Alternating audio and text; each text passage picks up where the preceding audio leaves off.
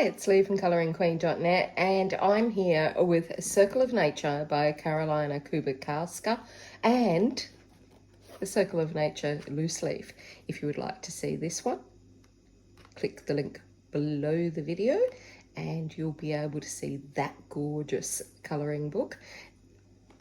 This one is the hardcover edition, and when you get it from Decamade, Anna there always puts in some cute little extras for you. So this one, I've got a gorgeous little fox with a gift box and a coloured picture of it as well that I can colour in.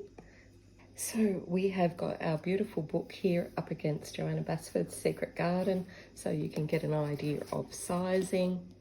It's a hardback with this beautiful bronzy coloured spine on it, absolutely gorgeous. The cover has like a shimmery imagery to it, so when you move it, it sort of shimmers a bit. I don't know whether you can see it in the light, but it's kind of clever.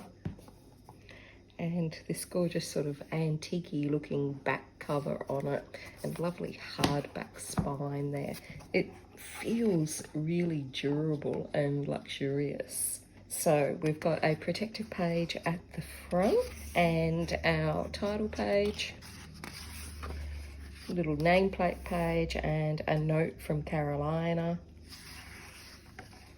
And we have got, for the first time, coloured inspirational images. So we've got the beautiful seahorse one, this lovely little girl, bunny rabbits, just one bunny rabbit, and the beautiful mushroom lady. And of course all of the coloured images have been included as colouring pages for you. Now there's 80 pages in this book and the images are all printed on one side of the paper.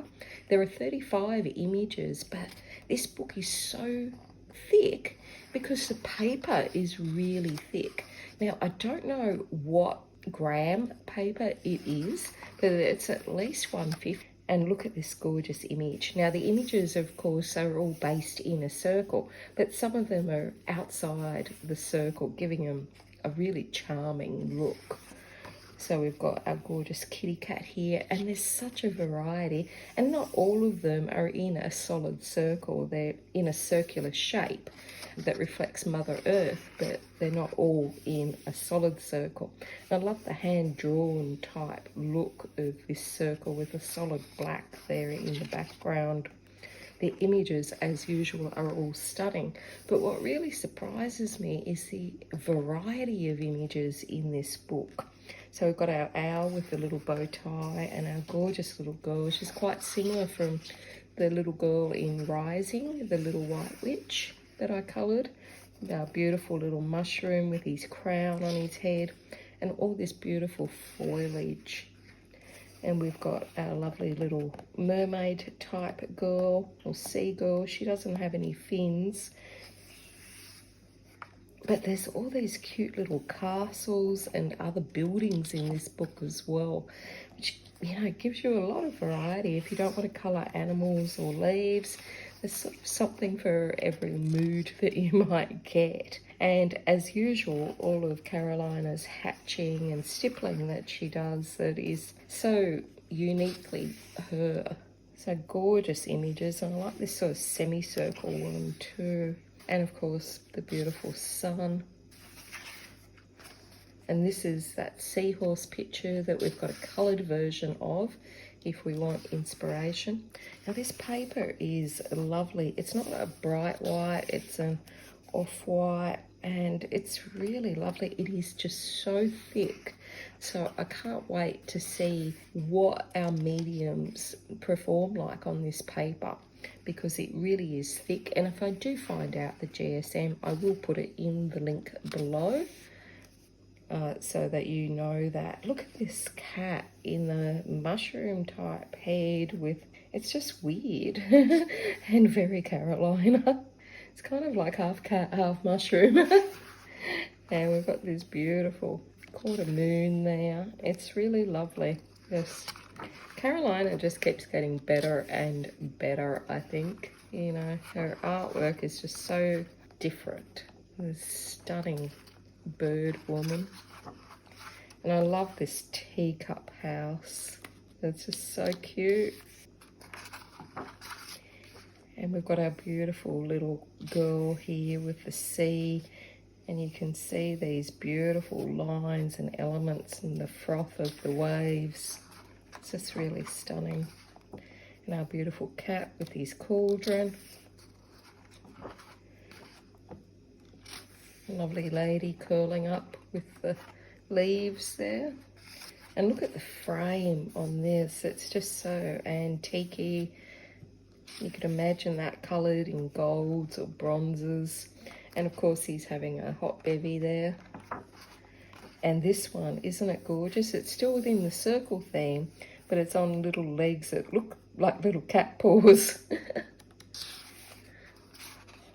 And in case you're wondering where Millie is, she's upstairs having a nap. Lately I've been filming downstairs, and so she's not able to walk all over the books. And we've got our pine cones and forest here. And isn't this just such a beautiful, nurturing picture? It's just like it crosses worlds of tenderness. It's just lovely. And our beautiful little rabbit girl. So there's always a circle, you know, whether it's within the frame or without it, there is a circle there. And this is like it got a real hand-drawn feel to it. And in the world of art at the moment, I think it's just really lovely and tactile to see the hand-drawn artistry really showing. Like you can see so much personality in it. It's just beautiful. And the fact that it's just not smooth around the outside, I just love that. I just love the artistry of that. And isn't this absolutely gorgeous? And we've got our beautiful city here, full of gorgeous buildings and little turrets. And we've got a colour palette page. Thank you, Karolina.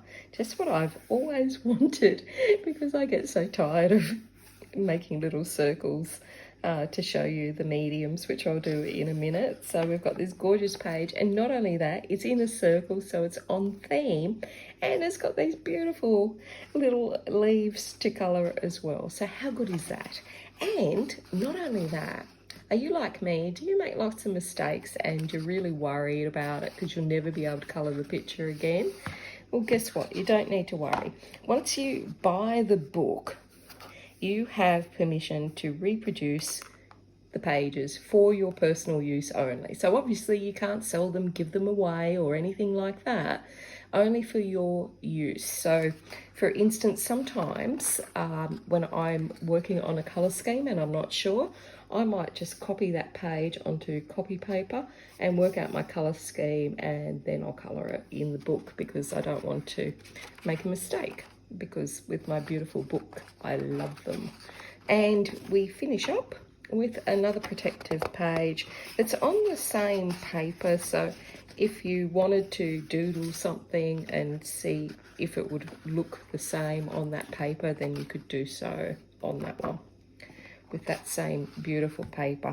And then we finish up with this gorgeous back cover, lovely spine. It really is a stunning book. And if you would like to see the absolutely stunning loose leaf edition, the link for that is below the video as well. Okay, let's test out our mediums on this beautiful 150 GSM paper. Starting with the Prismacolors.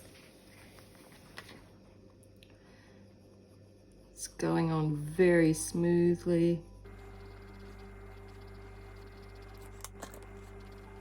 It's blending in nicely. I'll do 2 layers.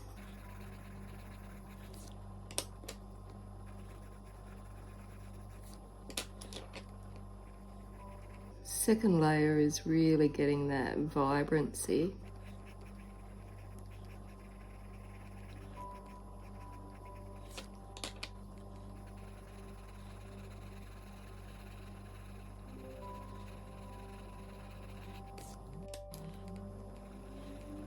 goes on smoothly. It's flattening the tooth, so seems good to me. Let's try the polys. Very smooth going on.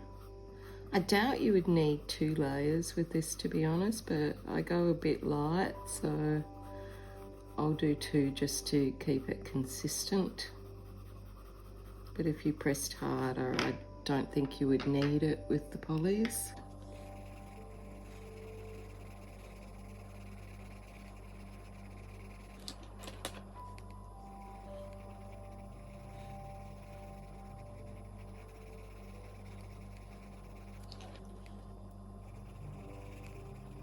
Second layer, going on even smoother.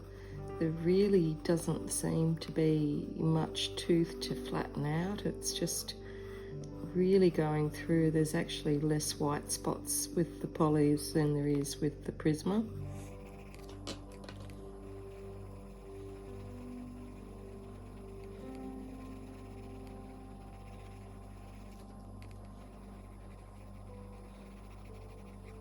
Polys look great. They actually look better than the Prismacolors. They're just really blending in perfectly. So let's try the Crayola.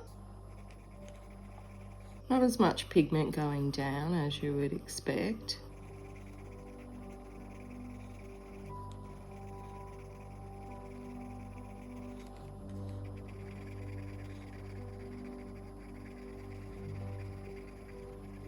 They are flattening out the paper.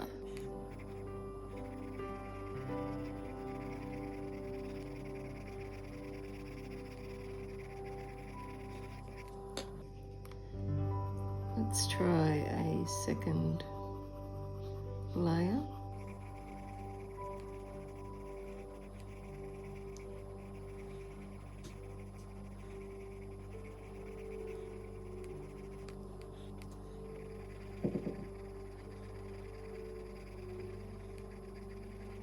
It's flattening down the paper, but there is some stroke marks.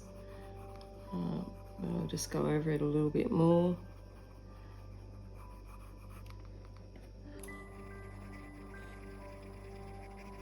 Overall, they're pretty good and they're blending. They don't have the pigment, obviously, of the others, but they still are pretty good. So far I would say for the ease of blending, it would be the polys as the winner. So the Colleen coloured pencils.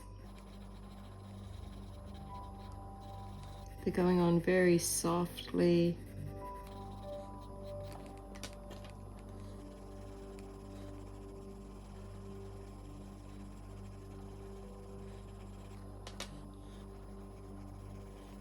I love that Karolina's included this swatch page in the book.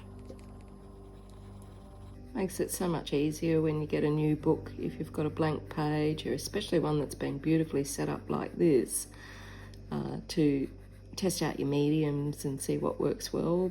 Sometimes, you know, in the Japanese books and stuff like that, you would expect that your more expensive pencils would be the best, but sometimes I've found that the cheaper pencils are the best. Like my Muji pencils, for instance, in my Japanese books. And going back in here for another layer. Now the Colleens are good and they are blending really well, but I still think the Polychromos have won this round. Let's try the Black Widows. Going on very, very smoothly. Even with the light touch, they're gliding across the paper.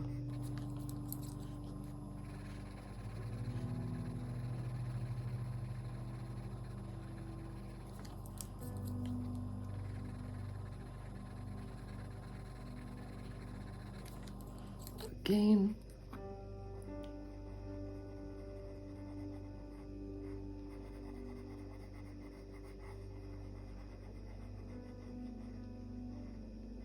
They're not flattening out as much as I had hoped they would on the second layer, or it might just be that colour, but we'll see how we go when we blend this back.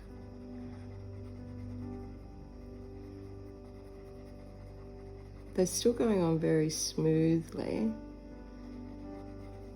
so it may be that my pressure wasn't enough.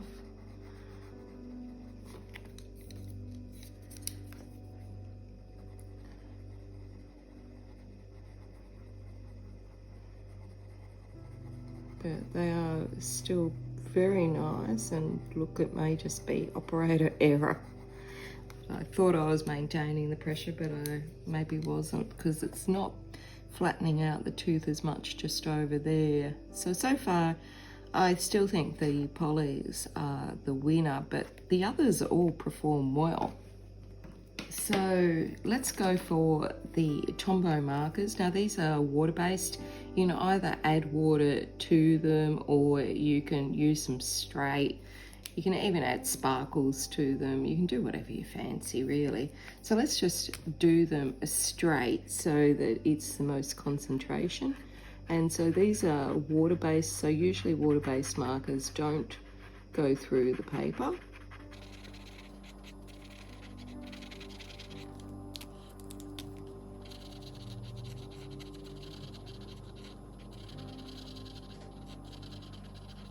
I've actually got a lot of marker on there.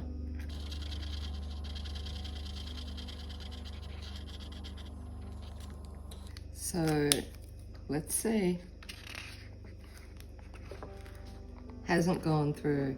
So let's level it up another notch and add some water to that and see if it ghosts. And it has left a slight mark, but maybe when it dries it won't be there. So let's try the Neocolor II. Now you can use this straight or just dab a bit, whatever you want.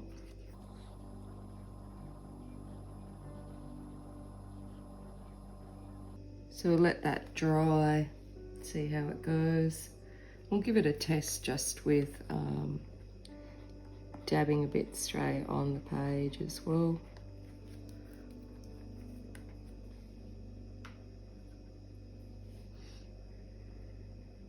Get a much more vibrant look there. I've put a little bit too much water on there.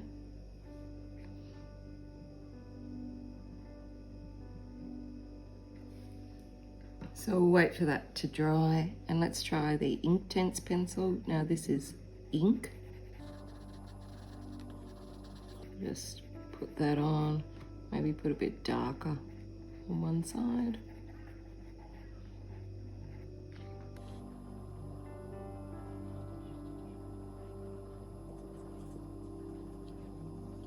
And last off, we'll try out the Copic marker. Now this is alcohol based, so alcohol based generally will go through the paper unless it is specific alcohol marker paper like Express Blender card. I always mention that one because it's my favorite, because you can really blend out the alcohol markers on it. And although you never see me color with them much on camera, I do use alcohol markers. So they're not dry yet, but let's have a look, see how they went. And we can see that the Copic has, of course, ghosted through to the other side. So all up, all of the products work well. Obviously, if you're using wet media, you would need to put lots of paper in between, or a plastic board or something like that. I use a piece of laminated paper. The Copics, of course, the alcohol-based markers like Sharpies, Bics, Copics, Ohuhu markers, they'll all bleed through. The Tombow probably wouldn't have bled through had I not added an extra layer and the water to it. But it didn't really bleed, it just ghosted a bit. So you see me put 2 layers of markers on there and water, so I gave it a good shot. But if we just test it out with just marker very quickly without adding the extra water, you'll probably find that it won't ghost. And there, it hasn't ghosted through. So there we have it. Lots of media tested. Hope you find something that's useful for you and how you want to colour this book. So that's it from me. Until next time, stay safe and happy colouring.